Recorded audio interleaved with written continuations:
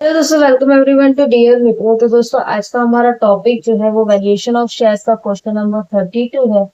ये सर की रिक्वेस्ट जो है हम लोग को यूट्यूब के हमारे कमेंट सेक्शन में आई थी, तो देखते इस सब में है क्या। सबसे पहले हम लोग को बोला है balance sheet of Bhumi limited as on 31 March is given below. पूरी बैलेंस शीट दी है। हम एडिशनल इंफॉर्मेशन से शुरुआत करते हैं, जिसमें सबसे पहले बोला है present value of the asset of the company taken as double, यानी जितने असेट्स है उनकी वैल्यू हम लोग को करनी है डबल। फिर उसके बाद हम लोग को दिया हुआ है गुडविल, जिसका वैल्यू है 14,662,500। ठीक है, तो हम यहाँ पे सबसे पहले गुडविल डाल देंगे 14,62,500। ओके, फिर उसके बाद सारे असेट्स की वैल्यू हम लोग को डबल करनी। जैसे कि दोस्तों सबसे पहला हमारा लैंड एंड बिल्डिंग है। ओके, लैंड एंड बिल्डिंग का वैल्यू जो कितना है 12,50,000। अब इनके वैल्यू हम लोग को क्या कर देना है, डबल कर देना है। फिर उसके बाद फर्नीचर है। फर्नीचर का वैल्यू हम लोग का 3,75,000, इसको भी हम लोग को करना है डबल। और प्लांट एंड मशीनरी, जिसका वैल्यू है हम लोग का 30 लाख, फिर इसको भी हम लोग को करना है डबल। फिर उसके बाद प्रिलिमिनरी एक्सपेंस है। प्रिलिमिनरी एक्सपेंस हमारा इंटेंजिबल असेट रहता है, इसकी वजह से इसके ऊपर कोई इफेक्ट आएगा नहीं, ना हम लोग इसको टोटल असेट में लेंगे। ओके, फिर उसके बाद आपका है स्टॉक। स्टॉक का वैल्यू भी हम लोग का हो जाएगा डबल, यानी 10 लाख का मल्टीप्लाई बाय 2। ठीक है, अब उसके बाद दोस्तों हम लोग का है डेब्टर, फिर बिल्स रिसीवेबल और लास्ट हमारा है बैंक। दोस्तों ये तीन चीजों जो असेट है, तीन असेट जो है डेब्टर, बिल्स रिसीवेबल और बैंक, ये तीनों असेट जो है हम लोग के ट्रेड रिसीवेबल और बैंक बैलेंस है, बराबर। ये असेट्स जो है वो उसका वैल्यू हमेशा फिक्स नहीं रहता, यानी ये फ्लक्चुएटिंग रहता है। ये डे टू डे एक्सपांस के रिलेटेड रहता है, इसकी वजह से इसका एक्सपांस का अमाउंट जो है हम लोग को डबल नहीं करना। यानी आप सभी को ये बताती हूँ कि अगर आपका कोई भी expense day to day related होगा, यानी हर दिन उसका एक्सपेंस होता ही है और वो अमाउंट जो है वो फ्लक्चुएटेड रहती है, तो उस एक्सपेंस को हम लोग को डबल नहीं करना। यहाँ पे हम लोग को सिर्फ क्वेश्चन में बोला है कि असेट्स को डबल करना है, लेकिन कौन से असेट्स को डबल करना है ये हम लोग को बताया नहीं है। तो आपको मैं ये बताना चाहती हूँ कि जो असेट्स हम लोग के डे टू डे एक्सपेंस से रिलेटेड रहते हैं, यानी जिसके ऊपर हम डे टू डे खर्चा करते हैं और उसकी वैल्यू फ्लक्चुएटिंग रहती है, चेंज होती है, उस एक्सपेंस को हम लोग को डबल नहीं करना। बाकी जो हम लोग के फिक्स असेट्स है उन सभी को हम लोग को डबल करना है। ठीक है, तो ये डेब्टर बिजनेस बैंक बैलेंस जो है इनकी वैल्यू हम डायरेक्टली डाल देंगे। ये हमारा है 5 लाख, फिर उसके बाद हमारा है 4,50,000 और ये हम लोग का है 3,75,000। ठीक है, और बाकी के टोटल हम कर देंगे। गुडविल हम लोग ने बाहर डाल दिया है, फिर इनका डबल करके देख देते हैं 1,250 इंटू 2, तो ये आ गया हम लोग का 25 लाख। देन 3,75,000 इंटू 2, ये आ गया हमारा 7,50,000।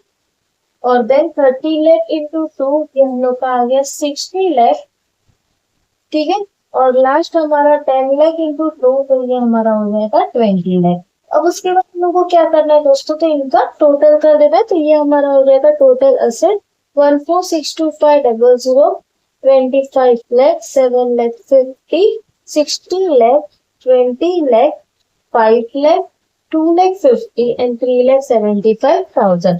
तो ये आ गया 13837,500। ये हम लोग का हो जाएगा टोटल असेट, जिसको आप नाम दे दोगे ए। ठीक है, अब उसके बाद हम लोग को लेस करना है दोस्तों लायबिलिटी। लायबिलिटी के लिए हम लोग को कोई चेंज नहीं बोला है। लायबिलिटी में क्या क्या आएगा, एक तो हमारा है 12% डिबेंचर, जिसका वैल्यू था हमारा 12,50,000। देन उसके बाद हमारा है क्रेडिटर। क्रेडिटर का वैल्यू हमारा है 10 लाख। ठीक है, तो इनका टोटल कर देंगे 10 लाख प्लस 12,50,000, तो ये आ गया 22,50,000। ये हम लोग का हो गया बिल, यानी टोटल लायबिलिटी। ठीक है, अब नेट एसेट फाइंड करना है, तो हम लोग कर देंगे ए माइनस बी, यानी 13837500250 बचा हमारा 11,5,87500। ठीक है, अब उसमें से हम लोग को एक और चीज माइनस करनी है, वो क्या हमारी होगी दोस्तों, प्रेफरेंस शेयर कैपिटल। आप सभी को मैंने हमारे पहले की वीडियो में बताया था कि जब हम टोटल असेट्स में से टोटल लायबिलिटी को माइनस करते हैं, तो ये जो टोटल मिलता है हम लोग का, वो हमारा रहता है नेट असेट। ठीक है, ये जो टोटल मिलता है वो हमारा रहता है नेट असेट। फिर उसमें से अगर आप प्रेफरेंशियल कैपिटल को माइनस कर देते हो तो जो आंसर आएगा -12,50 माइनस कर देते हैं तो हमारा आएगा 10,33,75,00। ये जो आंसर आया है वो हम लोग का हो जाता है कैपिटल एम्प्लॉय। ठीक है, यानी एक ही कैलकुलेशन में हम लोग को दो चीज मिल गई, एक तो आया नेट एसेट और दूसरा हम लोग का आया capital employ.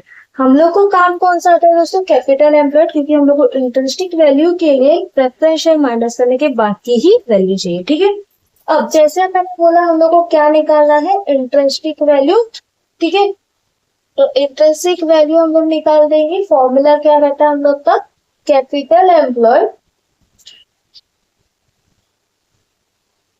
Divide by number of equity shares. ठीक है, तो अब कैपिटल एम्प्लॉयड हमारा है 10,33,75,00 divide by number of equity share कितना है? तो दोस्तों आप टेक्स्ट बुक में देख सकते हैं हमारे इक्विटी शेयर कैपिटल जो है 20 लाख है और कितना पेड अप है? 8 है, तो 20 लाख डिवाइड बाय 8 कर दो। ठीक है, मैं यहाँ पे निकाल रही हूँ इक्विटी शेयर कैसे निकाला मैंने। तो हम लोगों ने क्या किया, जो भी हमारा कैपिटल है उसको हम लोगों ने पेड अप की वैल्यू से डिवाइड कर दिया, तो ये हमारा नंबर ऑफ इक्विटी शेयर्स आ गया। कितना? 2,50,000। ठीक है, अब उसको हम लोग डाल देंगे 2,50,000 को डिवाइड कर देंगे 10,33,75,00 डिवाइड बाय 2,50,000। तो हमारा आंसर जो है वो है रुपीज में 41.35। ठीक है, ये हम लोग का सबसे पहला क्या हो गया दोस्तों? इंटरेस्टिंग वैल्यू निकल गया। ठीक है, अब उसके बाद पॉइंट नंबर 3 में हम लोग को क्या बोला है? बोला है average profit of last 3 years after deducting tax at 50% is ₹15 lakh. ठीक है, तो अब हम लोग नेक्स्ट करेंगे, हम लोग का क्या दिया है? Average profit. Average profit after tax जो है वो कितना दे दिया दोस्तों? 15 लाख। बराबर, 1 2 3 4 5 6। ओके, एक जीरो मैंने एक्स्ट्रा डाल दिया, 15 लाख। ओके, फिर उसके बाद उन्होंने क्या बोला है?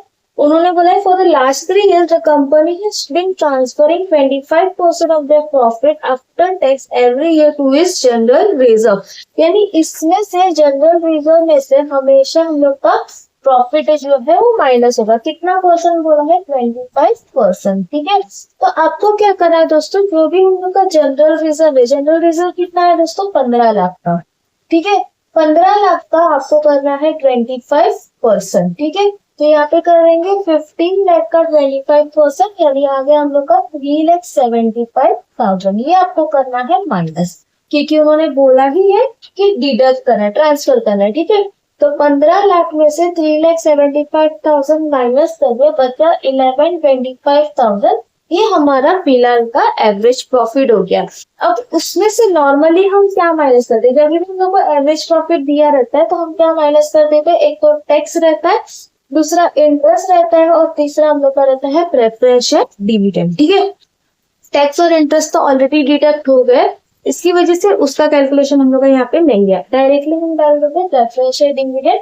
अब वो कैसे निकालेंगे? 12,50,000 का कितना परसेंट है? 10%। ये दिया ही रहता है, हम उसी के ऊपर निकाल रहे हैं, यानी ये हो जाएगा 12,500। ये माइनस हो जाएगा, -12,500 कर देंगे तो हम लोग का 10 लाख जो है वो average profit after interest and tax हम लोग का आ गया। ठीक है, एवरेज प्रॉफिट निकल गया तो हम लोग को नेक्स्ट निकालना है मार्केट वैल्यू। मार्केट वैल्यू का हमारा फॉर्मूला क्या है दोस्तों? Rate of dividend divide by expected rate of return. ठीक है, multiply by paid up capital. Okay, अब रेट ऑफ डिविडेंड हम लोग का कितना है वो हम लोग को फाइंड करना पड़ेगा। रेट ऑफ डिविडेंड दोस्तों कैसे फाइंड करेंगे? रेट ऑफ डिविडेंड का हमारा फॉर्मूला क्या है? Average profit divide by equity share capital multiply by 100। ठीक है, एवरेज प्रॉफिट हम लोगों ने फाइंड किया, हमारा कितना है? 10 लाख। इक्विटी शेयर कैपिटल आपको टेक्स्ट बुक में दे ही रखा है, कितना है? 20 लाख मल्टीप्लाई बाय 100। ठीक है, देखो करोगे 10 lakh divide by 20 lakh, 20 lakh into 100, तो आपका आंसर कितना आ गया दोस्तों? 50%। ठीक है, ये आपका हो गया रेट ऑफ डिविडेंड। अब वो 50 को आप डाल दो के ऊपर एक्सपेक्टेड रेट ऑफ रिटर्न आपको टेक्स्ट बुक में प्रोवाइड ही कर दिया, कितना है 10। और पेड अप कैपिटल क्या है दोस्तों, तो इक्विटी शेयर में कितना पैसा पेड है, कितना दिया हुआ है 8 रुपीज, तो यहाँ हम लोग कर देंगे 8। 50 डिवाइड बाई 10 इंटू 8 कर दिया तो 40 जो है वो हम लोग का क्या हो गया, मार्केट वैल्यू हो गया। ठीक है, अब दोनों चीजें निकल गई तो लास्ट हमारा बचा है फेयर वैल्यू। फेयर वैल्यू का फॉर्मूला है interesting value plus market value divide by 2। Okay, अब इंटरेस्टिंग वैल्यू ने निकाला, आया था हमारा 41.35। मार्केट वैल्यू हमारा कितना आ गया 40 डिवाइड बाय कर देंगे 2।